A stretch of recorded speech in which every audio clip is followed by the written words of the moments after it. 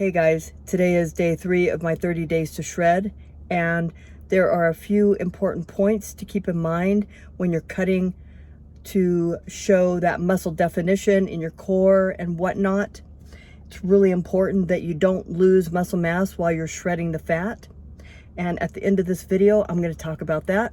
But for now, let's go in, let's hit some back. I only have the whole gym to myself. Kind of nice, kind of rare. I'm not going to complain. Do some muscle, baby.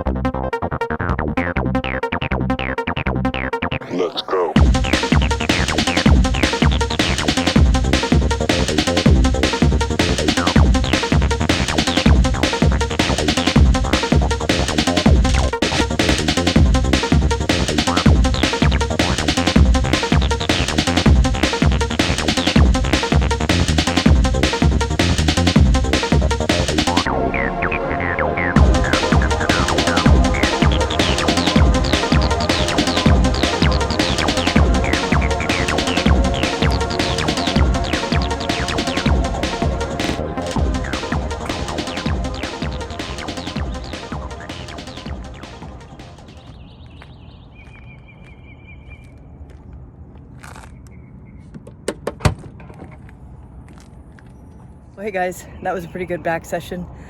Tonight I started with rack pulls with the bands. And what I did tonight is I started with 25 and I increased by 10 up to 2 plates. And then I went over to do a new exercise you haven't seen me do yet, the seated row machine. And what you do is you load the plates onto either side, and I started with a plate. I went up to 3 plates, increasing by 25, alternating 25, then a plate, 25, then a plate, up to 3 plates. Then I went on to do the rope pulls for lats.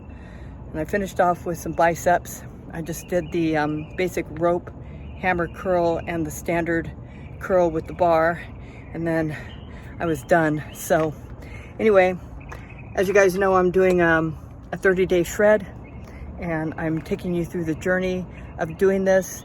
I'm doing weekly photos so that you kind of see my progress with my cut. But there are some very important points to understand when you are cutting fat, because you don't want to lose muscle, right?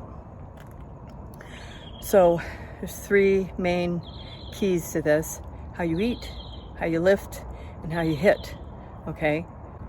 Many of you know that I don't do slow cardio. I do HIIT training for to get my heart rate up, to help burn that extra layer.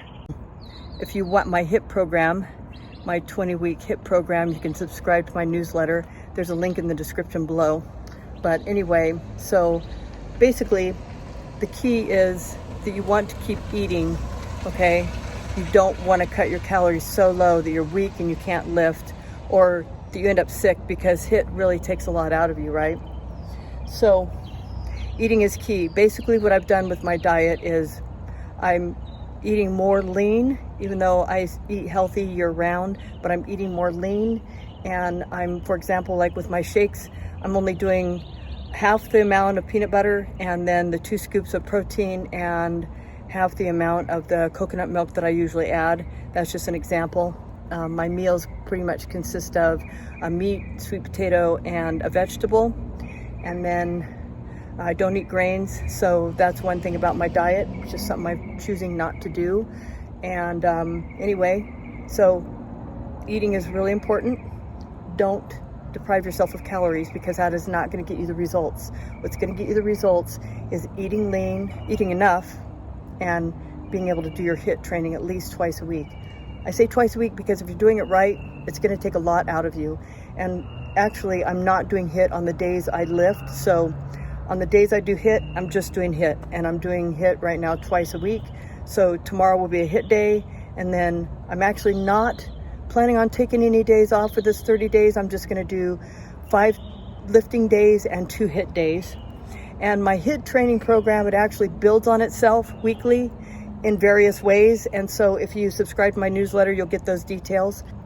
So how you eat, how you lift, keep lifting heavy, keep hitting it hard in the gym. Don't start lifting light ass weight and doing high reps. That's not the key to getting shredded. You want to keep lifting hard, lifting heavy, and keep your volume up, because you want to keep your muscle mass, right? And then in terms of the HIIT training, like I said, I'm doing it twice a week. This week is a 10-minute interval program, and then it'll change next week. The reason I do HIIT is that cardio takes a long time and you don't get the results you do with HIIT. HIIT actually, because it's anaerobic and not aerobic, it helps you to maintain your muscle mass while cutting the fat. So you get a longer burn after the workout, and you may not feel hungry right after the HIIT training, but you want to be sure that at least an hour later eat. Sometimes it takes me about an hour because it takes so much out of me that I'm not even hungry. In fact, sometimes I feel a little sick to my stomach after HIIT, and that's okay because it is anaerobic, and anaerobic really is a lot different than aerobic type exercise. They both are great for the cardiovascular system, except that HIIT gives you a longer burn, afterburn, and you get it just turns your furnace on. What can I say? And you know, you're spending maybe 10-15 minutes of your time doing the HIIT training, which is pretty intense, but instead of 30 to 45 minutes of some long ass cardio thing, so anyway, I'm not cutting cardio, but I'm just saying that it's a waste of time in my opinion. You can do a little cardio for warm-up. A lot of people do that. If you're doing some kind of cardio year-round, I would recommend the longer cardio for like the off-season, so that you know, it can be pretty taxing. I've never made it through my 20-week program. That is how intense it is. And nobody has ever made it through my 20-week program. But hey, if you can make it through my 20-week program, let me know. So anyway, I'm gonna go home and eat and get some sleep. But hey guys, if you haven't subscribed to my channel, please do so. Hit that notification bell so you don't miss out on any of the cool videos to come. You definitely don't want to miss this hit series. And hey, subscribe to the newsletter. Like I said, you'll get all the details. You'll get some health tips, success tips, the detailed workout with the video. So hey, I'm Victoria Munoz, and take care.